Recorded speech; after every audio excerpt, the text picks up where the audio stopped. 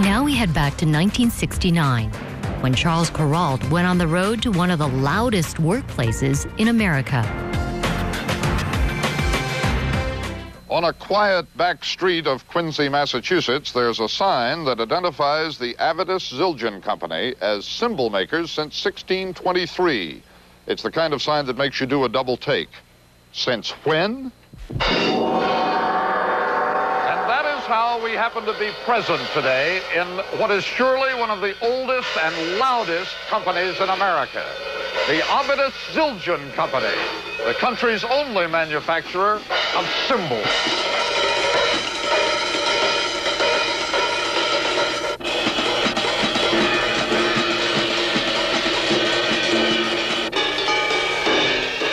Your first impression is that everybody in this place is mad. But no, it turns out that cymbals have to be tested, and the only way to test a cymbal is to haul off and hit it.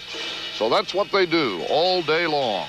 We found a relatively quiet corner and asked Armand Zildjian to try to explain. What are they doing with all this constant banging and crashing around here? They're selecting the proper cymbal for the orders. In other words, we have many types of cymbals. We have ride cymbals, bounce cymbals, played with the tip of the stick. We have cymbals for crash ride cymbals, bebop ride cymbal, swish cymbals, ping cymbals, sizzle cymbals. Swish, pang, and sizzle? Right. And they all They're do descriptive meanings. Each cymbal has a different and specific use. For example, here you see a sizzle cymbal. This is actually a ride cymbal with rivets in it. As you notice, this gives a kind of silvery shimmer to the sound. And it's a sustaining sound, which many drummers like this effect. Then, for example, we have an Oriental style cymbal that is a little flatter on the edges with a different sized bell, and this is used in rock and roll or old Dixieland style.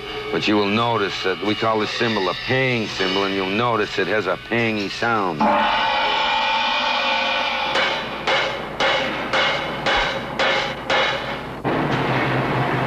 Armand Zildjian is the inheritor of a secret of metallurgy that was discovered by the original Armenian Avedis Zildjian in Constantinople in 1623. The secret has been handed down to the eldest male sons of the family ever since. Whatever the secret is, it permits this company to make 90% of the world's cymbals. Hardly anybody wants any other kind.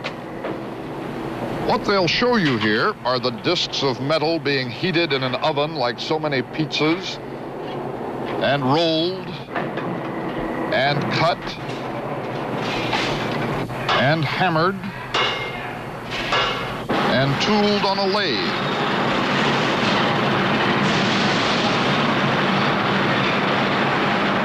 And thus, with much banging and clanging, what once was Malayan tin and Michigan copper and Colorado silver becomes an instrument worthy of the Boston Symphony or Buddy Rich.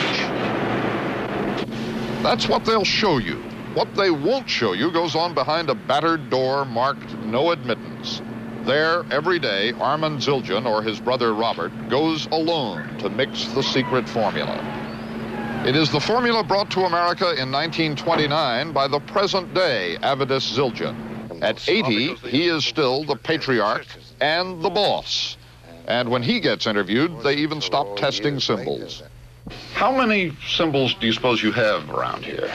Oh, there are about 100,000 pairs. Good heavens. Yeah.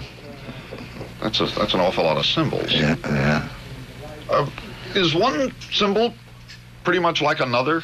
No, they all vary. There are 200,000 different tones.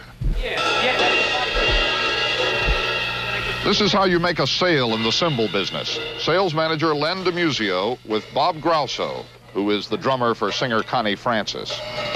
It's always hard, like when you start to listen to a lot of them. That's why I rely on you a lot. You're used to hearing it more than I have a sound in my mind fixed, and then. Match up a ride cymbal now. Let's blend the ride cymbal in with the hi-hat cymbals, okay?